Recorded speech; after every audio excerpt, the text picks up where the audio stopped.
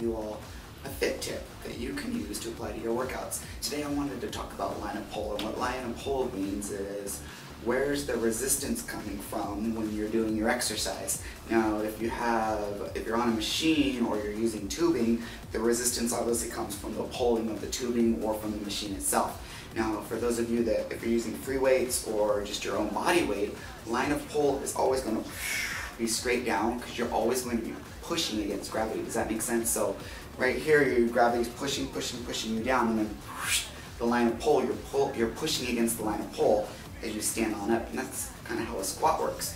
So you can use this knowledge as you choose exercises to work out your body. And what I mean about this is, let's say you want to work out your obliques, and there are tons and tons and tons and tons and tons of exercises that you can choose for your obliques. And the way that you want to work out your obliques today is you want to do lateral flexion of the spine. Basically, you want to bend your waist side to side. That's what you want to do. So you go ahead and you start bending your waist side to side, and you realize, hey, if I pull up this leg, I can, can you do this with me, put your hand right there. Can you feel those muscles tighten? Yes, you can feel those muscles tighten. Now, it's a great exercise and you're going to tone up your obliques, definitely, but here's what I want to bring to mind with line of pull.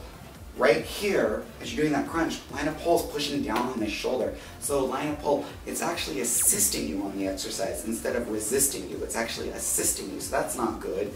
And then as you bring the knee up for that oblique part, that's pushing down, so you are getting some resistance there. So this is kind of negligible when it comes in terms of resistance. Now, if line of pull is coming down, what can we do then to put ourselves in a position where we can get the most out of our line of pull? Well, what if we lie sidelines? What if we took ourselves from being vertical to horizontal, and we used our lever length, our upper body as a lever, then our lower body as a lever, and crunched sideways, lying sideline? Because then where's the line of pull? The line of pull would be whoosh, slicing right through the obliques, right where we want the resistance, and pushing down on the legs and the upper body as we're crunching on up. Now the line of pull is hitting the muscle group, targeting it right where we want it to be. So when choosing your exercises, consider a line of pull. There's no such thing as a bad exercise. You just have to choose if it's the right exercise for you at the time.